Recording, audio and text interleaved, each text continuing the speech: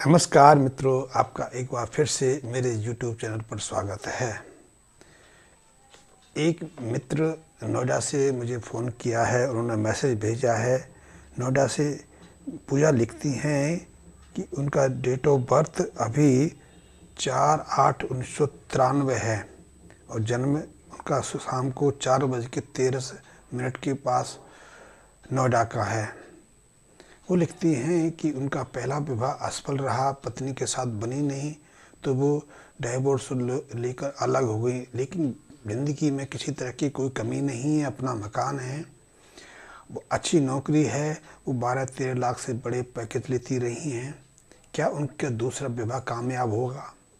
तो पूजा जी, आपकी जन्म कुंडली के हिसाब से जो मैंने निर्णय निकाला है, वो जन्म कुंडली के हिसाब से आपकी जन्म कुंडली भौतिक सुख साधनों के लिए अति उत्तम है, उसमें किसी तरह की कोई कमी नहीं है। लेकिन आपके जन्म कुंडली के जो पहला भाव है, पहला जो घर है, उसमें सूर्य शुक्र के साथ बैठे हैं और अष्टम स्थान पर मंगल विराजमान है। ये दोनों योग हैं, वो आपकी जन्म कुंडली के लिए बहुत अशुभकारी साबित हो रहे हैं। देखने में आया है कि जब लग्न भाव में सूर्य और शुक्र एक साथ बैठते हैं तो व्यक्ति की जिंदगी दो रंगी हो जाती है। दो रंगी जिंदगी का अर्थ है कि वो या तो भौतिक सुख साधनों में शीर्ष पर जाता है या फिर गृहस्थ जीवन आनंद के साथ भोग पाता है। दोनों जीवनों को एक साथ जीना उसके लिए मुश्किल हो जाता है और उसके पीछे ज़्यादातर कारण व्यक्ति के कर्म और अपने उसके कर्तव्य होते हैं।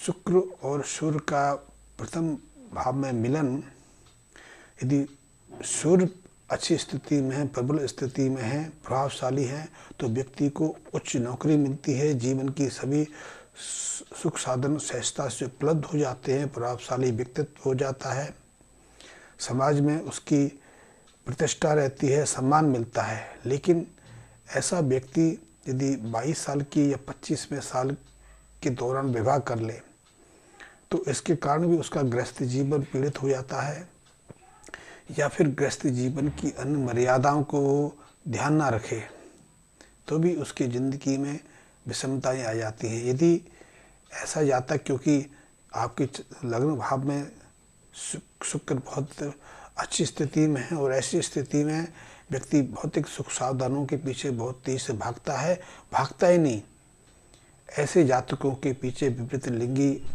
आकर्षण भी बहुत सहजता से बन जाता है। ऐसे पुरुष स्त्रियों को शीघ्र आकर्षित कर लेते हैं या स्त्रियां दूसरे युवकों को सहजता से आकृति कर लेती हैं। तो ऐसे में दूसरों के साथ संबंध बन जाना, चाहे मित्रता का हो या दूसरे संबंध हो, सहजता से बन जाते हैं और यही संबंध उनके शुक्र को अशुभ बना देते हैं। इसीलिए उनके जीवन में कई तरह की विघ्न बाधाएं खड़ी होती रहती हैं। अष्टम स्थान का मंगल भी गृहस्थ जीवन के लिए, दाम्पत्य जीवन के लिए अशुभ नहीं है। सबसे पहले तो अष्टम स्थान का मंगल मांगलिक योग बना देता है और उसमें एक तरह से सुनिश्चित हो जाता है कि यदि मंगल अष्टम स्थान का प्रभावशाली है, प्रभावपूर्ण है और लग्न कुंडली में दूसरे गृहस्थ जीवन के लिए विषमकारी योग विद्यमान है, तो निश्चित रूप से ऐसे में व्यक्ति का अपने जीवन साथी के साथ तलाक या अलगाव होता ही होता है। आपकी जन्म कुंडली के प्रथम भाग में सूर्य शुक्र के साथ में है, तो ऐसे में दुरंगी जिंदगी का अर्थ है कि यदि सूर्य प्रबल हैं तो गृहस्थ जीवन का की पीड़ा रहती है, अन्य भौतिक सुख साधन सहजता से मिल जाते हैं, या फिर सूर्य निर्बल हो और शुक्र प्रभावी हो तो विपरीत लिंगी का सानिध्य, जीवन साथी का सानिध्य भी सहजता से मिल जाता है, लेकिन भौतिक सुख साधनों की कमी रहती है, धन आता है टिकता नहीं। ये समाज में मानसिक रूप से प्रताड़ित होकर रहना पड़ता है। कुछ दूसरे नियम भी हैं कि यदि सूर्य शुक्र की मेल में व्यक्ति दिन के समय सहवास करे, ऐसे में उसका जीवन साथी निरंतर बीमार रहता है, या फिर जीवन साथी की जो मानसिक स्थिति है वो बिगड़ जाती है, मानसिक बुद्धि पर प्रभाव पड़ता है, तो ऐसे में झुंझलाहट, तनाव, एकांतवास या दूसरों से परे भागने की वृत्तियाँ बन जाती हैं। वैसे आजकल एक चीज़ और भी देखी गई है, हो सकता है वो आपके साथ भी हो, क्योंकि आजकल विवाह से पूर्व, विवाह से बाद हम बहुत सारे जो मांगलिक कार्य, ऐसे कार्य जो हमारे शुक्र को, बृहस्पति को प्रबल बनाते हैं, हम उसकी तरफ ध्यान ही नहीं देते, और इससे हमारे जीवन में शुक्र बृहस्पति का जो प्रभाव है वो कमज़ोर पड़ जाता है। जैसे आजकल स्त्रियां हैं, लड़कियां हैं, आप अपनी नाक का छेदन नहीं कराती। नाक का छेदन ना कराने से जो बुध की प्रभावशीलता हमें पूरी तरह नहीं मिल पाती। बुध एकमात्र ऐसा ग्रह है जो शुक्र की अशुभता को रोकता है, शुक्र के अशुभ प्रभाव को रोकता है। फिर वैवाहिक कार्य के समय हम दूसरे मांगलिक कार्यों पर भी ज़्यादा महत्व नहीं देते। हम बहुत तेज़ी से रस्में निभा लेते हैं, या जब हम ससुराल विदा लेके घर आते हैं तो बहुत सारी चीज़ों को भूल जाते हैं। वैसे आजकल एक और प्रचलन शुरू हो गया है कि हम अपने घर में, चाहे दहेज के रूप में हो या अन्य रूप में हो, लोहे के बर्तन, स्टील के जो बर्तन हैं लोहे के अंतर्गत आते हैं। क्रॉकरी, कांच के बर्तन, चाइना के बर्तन इकट्ठा कर लेते हैं, इनमें क्रैक आ जाती है, टूट फूट होती है, लेकिन फेंकते नहीं। कई अन्य आइटमों को जो टूट जाती हैं, पुरानी हो जाती हैं, जीर्ण शीर्ण हो जाती हैं, हम उन्हें अपने घर में सुरक्षित रखते हैं। इसी तरह घर में की नियमित रूप से सफाई नहीं करते, घर में जाले लग जाते हैं, या मकड़ियाँ इधर उधर भटकती रहती हैं, धूल मिट्टी जम जाती है, या जूते चप्पल का ढेर लगा लेते हैं, हम सफाई नहीं करते, बिस्तर के हम नियमित रूप से सफाई नहीं करते, तो ऐसे में राहु की प्रबलता और बढ़ जाती है। राहु की प्रबलता तब भी बढ़ती है जब हम अपने मायके से ससुराल आके अपने सास ससुर का सम्मान नहीं करते, या फिर आपका पति आपके माँ बाप का तो सम्मान करता है, उनको आदर मान भी देता है, लेकिन आप अपने ससुराल में आके उतना आदर मान अपने सास ससुर को नहीं देते। सास ससुर राहु के प्रतिरूप हैं, और इससे आप अपने राहु को अशुभ रूप से प्रवीण करते हैं, और आपके पति आपके मायके में राहु की प्रबलता को बढ़ाते हैं, तो ये भी दाम्पत्य जीवन में विष घोलने का कार्य करता है। निश्चित रूप से आपके जीवन में दूसरा विवाह है, और यदि आप थोड़े से उपाय करेंगे, थोड़े सहज उपाय करेंगे, तो निश्चित रूप से आपका दूसरा विवाह पूरी तरह सफल, पूरी तरह से कामयाब हो रहेगा।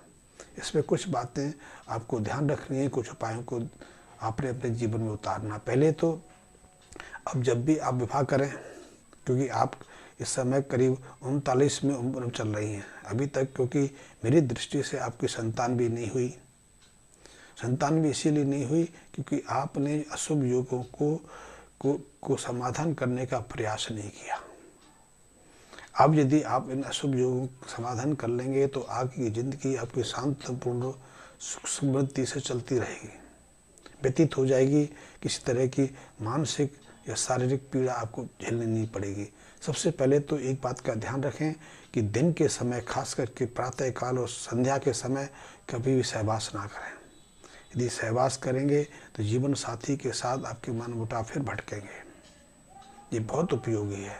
घर में किसी तरह की टूटी वस्तु ना रखें, क्योंकि ये आपके जीवन में विष घोलने का कार्य करेंगे। क्योंकि अष्टम स्थान का मंगल राहु के अशुभ भाव से और तीव्र हो जाता है, अगलाव या विघटन की स्थिति पैदा करता है।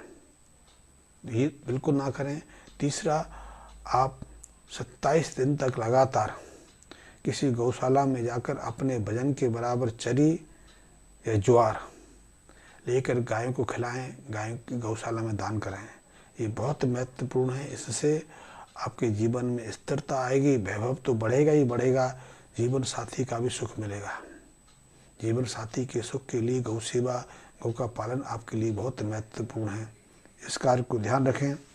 दूसरा, जब कभी आपको अवसर मिले मंदिर जाएं, मंदिर में ईश्वर की प्रार्थना करें, और हर बुधवार को, शुरुआत में कम से कम 27 बुधवार को आपने 10 कन्याओं को अपने घर बुलाना है या मंदिर बुलाना है, उनको अपना श्रद्धानुसार कुछ मीठा खाने को देना है, वस्त्र दान कर सकती हैं, चांदी की वस्तुएं दे सकती हैं।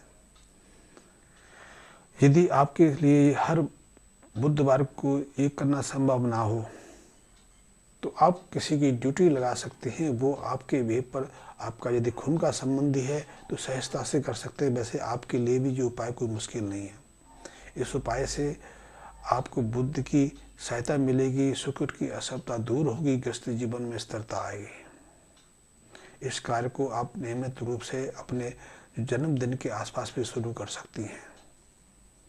तीसरा, आपने कांसे का एक पात्र लेके उसमें मुल्तानी मिट्टी भरकर उसमें जल प्रभावित करना है और ऐसा आपको 43 दिन लगातार या 43 बुधवार को करना है। दोनों उपायों में आप 1 महीने का अंतर कर सकती हैं। ये उपाय आपके जीवन के सारे सुख समृद्धि के रास्ते खोल देगा, आपके जीवन से दुख और कष्टों को एक तरह से निकाल के बाहर फेंक देगा। ये एक शुभ योग है क्योंकि इसमें सूर्य और शुक्र की अशुभताएं शांत करने की प्रबलता है। कांसा सूर्य का है और मुल्तानी मिट्टी शुक्र की है।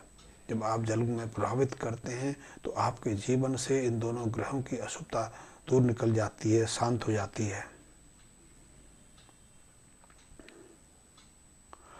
इसके अलावा आप अपने घर में कुत्ता पाल लेंगी।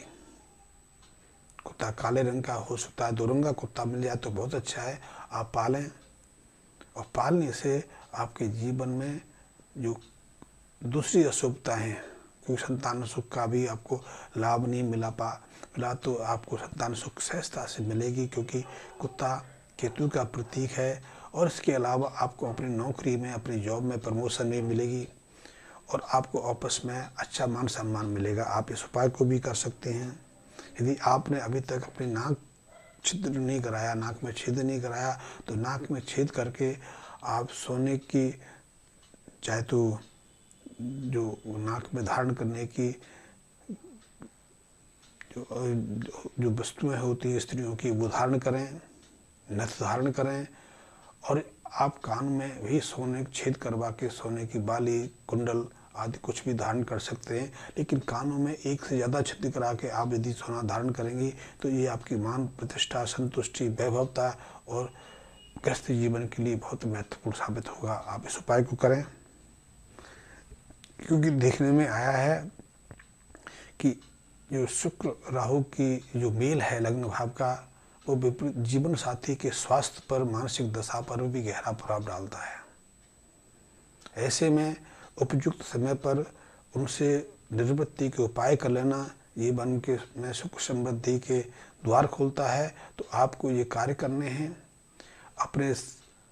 अपने जो स्त्रीत्व के जो प्रतीक हैं, जैसे कि नियमित रूप से बिंदी लगाना, बिंदी आप लाल रंग की लगाएं तो ये बहुत अच्छा रहेगा, बहुत शुभ रहेगा। क्योंकि आजकल ये भी प्रचलन है किसी भी रंग की बिंदियाँ लगा लेते हैं। हम काली बिंदियाँ भी लगाने से परहेज नहीं करते, तो ऐसी गलती कभी ना करें कि काला रंग श्राप का, शोक का प्रतीक है, जबकि लाल जो रंग है वो मांगलिक कार्य का प्रतीक है। आपने देखा कि हमारे यहाँ एक प्रचलन रहा है कि विवाह से पहले हम हल्दी का लेपन करते हैं। तो हल्दी का लेपन भी इसलिए किया जाता है कि ताकि हमारे बृहस्पति हमें शुभ प्रभाव दे सकें, बृहस्पति शुभता को प्राप्त कर सकते हैं, क्योंकि हल्दी बृहस्पति का प्रतीक है। और जब हम शरीर पर हल्दी का लेपन करते हैं, क्योंकि हमारे यहाँ तो लगन के बाद से ही हल्दी का लेपन शुरू हो जाता है, मेहंदी लगाई जाती है, लाल वस्त्र पहने जाते हैं, और ये सब मांगलिक कार्यों को शुभ बनाने की वस्तुएं हैं। क्योंकि आजकल हमने इस प्रचलन को छोड़ दिया है, इसीलिए हमारे यहाँ वैवाहिक कार्यों में इस तरह की कठिनाई पैदा हो रही है। अन्यथा हमारे देश में आज से 15-18 साल पहले तलाक और औलाद के बारे में कौन सोचता था, लेकिन अब तो ये बात सामान्य होती जा रही है। पति पत्नी का संबंध विच्छेद हो जाना सहज माना जाने लगा है। तो अब ये थोड़े से उपाय करें, निश्चित रूप से आपका दूसरा जो विवाह है बिल्कुल कामयाब होगा। और हाँ, मैं अपने मित्रों से ये अनुरोध करूँगा, विनय करूँगा, यदि आपने अभी तक मेरे चैनल को सब्सक्राइब नहीं किया है तो सब्सक्राइब कर लें, मेरे बेल आइकन को प्रेस कर लें और यदि संभव हो पाए तो अपने मित्रों तक मेरे इस वीडियो को शेयर करने की भी कृपा करें। धन्यवाद मित्रों।